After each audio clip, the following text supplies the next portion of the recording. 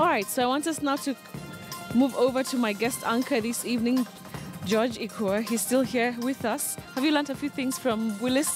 That you say H and not H? There's nothing as H.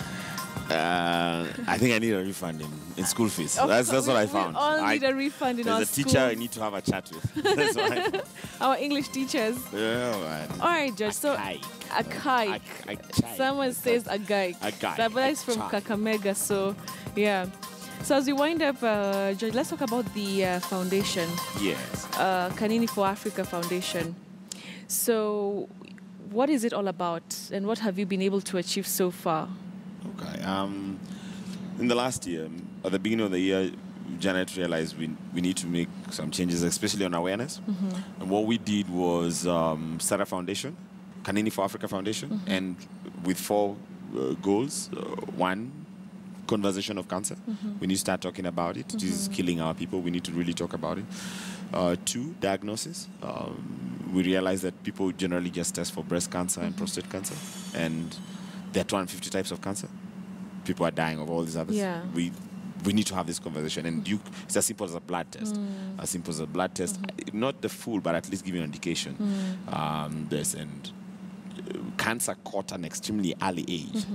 And cancer takes really long to grow in your body, but caught at an early age, it's cured with some pills. And then if you get it at stage 1, at worst, stage 2, you get some surgery and you go on, and you move on. And so that's what I'm really trying to push for. Thirdly, treatment, the financial. Yes. So one of the promises I made is that because of how the country was kind to us, I'm going to use whatever leverage I have, like knowing you, and raise money for 100 patients each year. So we have the Janet 100 going 100.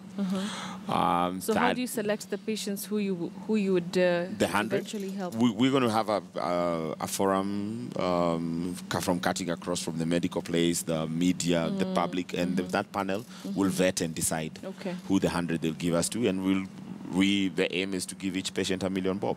So we're going to have a concert on 11th of November, tentatively at Carnival. It's called Janet Stands With You. We're getting corporates to take one patient, We're getting the public to put in money. And every year we do this, that's on the treatment side. But more so, we have a problem with, which is the 4th thing, with training. There are 9 oncologists in Kenya. We have 45 million. There's a big problem there. So each year, ambitiously hoping to train 10 oncologists, full fees and accommodation, everything. Some maybe in the UK. I'm working with Apollo hospitals in India. I'm just trying to just get this thing moving. Our people are dying. Right. We have an event, interestingly, that I was here to do this. We have an event tomorrow. We got together with some partners, and we have the Cycle Fest, which is taking off from railways. I'll be flagging it off at 8 o'clock, and people are cycling around the CBD. Around the CBD, they have marked some routes. So there are various routes you can take a 42. It's like a marathon, but on a bike. So 42 kilometer loop, 21 kilometer, 5 kilometer, 0 kilometer, if you so wish. And fun. And what is happening at the place? We have gotten Nairobi Women's Hospital to come do cancer test for all the kind of cancers for 2,000 bob. They'll just take your blood. And I'm just trying to. We have to save our people, and Janet pushed this conversation, and I promise I'm going to carry this on for her. If she was here today, what do you think is the one message that she would want Kenyans to know about, her fight with cancer? Cancer is not a death sentence. Cancer is not a death sentence. Me and her met people who live with cancer 40 years, 30 years, 20 years. In our country, we're doing tops a year, 2 years. There's something wrong. It's not a death sentence. You're more likely to die of high blood pressure than this thing if it's managed. It's where HIV was 20 years ago, and we get the conversation going, and people start, and we start to see success stories coming out. I know we don't have too many right now, but that's why we're here, and we're going to push it with the foundation. And so finally, as we wind up, they're very, many families who are watching you right now, and they have maybe a loved one who's suffering from maybe one type of cancer or something. What is the message that you can tell them, having experienced this as a caregiver, as a husband, as a dad? You've experienced this from so many angles. What is the message of encouragement? Because like you mentioned, it's really hard on the families and friends. It's the hardest thing I ever did. Yes, and I'll tell you, one simple, you gotta believe. There's no other way. The natural temptation is to pray and then panic, or hope and then panic. You have to hope and believe. You have to pray and believe. And then secondly, you have to be informed. Research. There are a lot of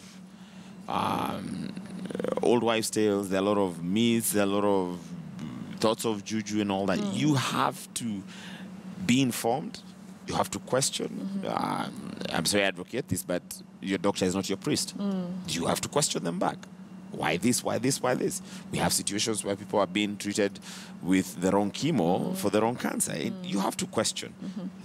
We are going. If everyone stops panicking around cancer, I believe we can change and make a dent into where we are right now. All right. Yeah. Thank you so much, George. It's been so inspirational and touching. I thought we were coming to have fun, and I ended up talking inspirational. Okay, it has been both, I think.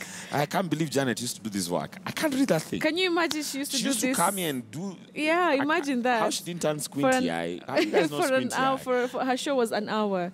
So she used to rock it. And remember, she used to do, on the other station, she used to do news. Yeah. With Overu, and she did news here with Mike and all that. Imagine that. I can't do this. So respect. Respect. I loved her for that. Interesting. Yeah. All right. George Ikua has been speaking to us here. Thank you so much for your time. And funny thing, I don't know how to cycle. Yes. There's a treadmill for you. We're going to come do the treadmill. We're going to do a treadmill. Wow, interesting. Thank you very much for your time. And thank you for watching Friday Briefing. It has been amazing having you. I don't know if you've enjoyed the experience. I was supposed to rate you for your news anchoring, and I think I'll give you a 6.2. Really, Betty? Oh, yes. There's Our a place, friendship is on the rocks. No. There's a place you really missed everything. I'm just like, what are you saying? He has a hard name. What is it? What is that guy's name? Mtalaki? That's such a simple guy's name. Kenyan name. Mtalaki. All right. 6 out of 6 is not actually bad. There are people who've actually gotten 1. Can we go to Court of Appeal? Then Supreme Court. All right. Thank you so much for watching. Enjoy your weekend and be safe, and don't do crazy things. Be safe and be kind to one another. Yeah. What's the message from you? Be you. The world will adjust. The world will adjust. I like that. You. All right. Thank you so much. I'm Betty Kialo. And you are? Senior news anchor George Ikua. Senior news anchor. Interesting. Okay. See you next week. Goodbye. And God bless you. Bye.